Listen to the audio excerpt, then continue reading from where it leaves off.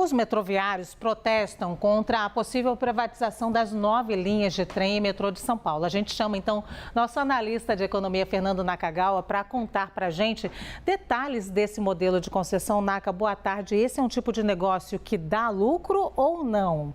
Lu, ou mais tarde. Ou menos? Mais ou menos, infelizmente, mais ou menos. E os números desde o início da pandemia, Lu, pioraram muito, não só na cidade de São Paulo, como em todo o Brasil, no planeta todo, já que muita gente deixou de usar o transporte público.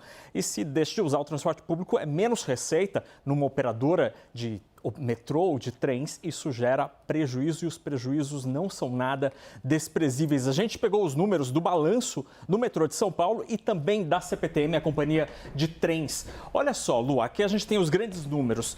Em 2022, foram transportados no metrô de São Paulo 794 milhões de passageiros em todo o ano.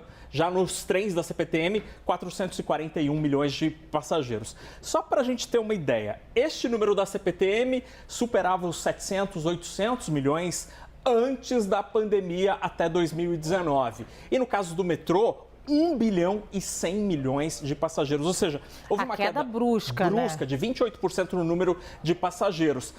Isso afeta a receita. No ano passado, o metrô teve receitas de 2 bilhões e 300 milhões de reais, enquanto a CPTM, 2 bilhões e 400 milhões de reais. As duas empresas, Lu, assim como outras operadoras de transporte, estão desesperadas, tentando arrecadar mais dinheiro. É por isso, por exemplo, que eles têm privatizado ou concedido a bilhetagem, por exemplo. As bilheterias não são mais operadas pelo metrô ou vendem o direito no nome das estações, como a Estação Botafogo no Rio de Janeiro ou algumas aqui em São Paulo que têm nomes de empresa. E as empresas, o metrô, por exemplo, recebe dinheiro por isso. Receita é lucro? Não. Definitivamente não, é só o que paga, entra ali, mas aí você precisa pagar todas as contas. Resultado foi esse. No ano passado, o prejuízo do metrô de São Paulo é de 1 bilhão, foi de 1 bilhão e 200 milhões de reais, e no caso da CPTM, de mais de 430 milhões de reais.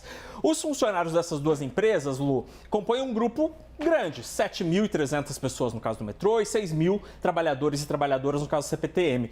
E é uma despesa bastante expressiva, 1 bilhão e 700 no caso do metrô de São Paulo e mais de 1 bilhão de reais no caso da CPTM.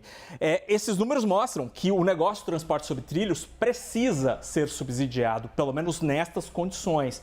E, obviamente, o metrô, a CPTM, a Supervia, qualquer operadora desse tipo, é uma empresa diferente de um banco, de uma empresa que faz refrigerantes, que precisa dar lucro. Neste caso, tem um papel social, que é o transporte público, que está previsto como sendo um papel do Estado.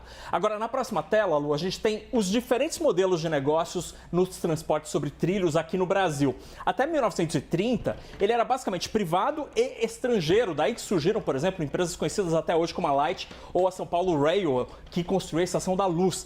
A partir de 1930, passam a ser estatais. Aí surge, por exemplo, o grande complexo da Central do Brasil no Rio de Janeiro, a Rede Ferroviária Federal, a FEPASA aqui em São Paulo, ou a CMTC, que operava ônibus na cidade de São Paulo. E a partir daí você tem o reforço das empresas estatais, com a criação do metrô de São Paulo e do Rio de Janeiro. E aí, depois de 1990, começam as concessões.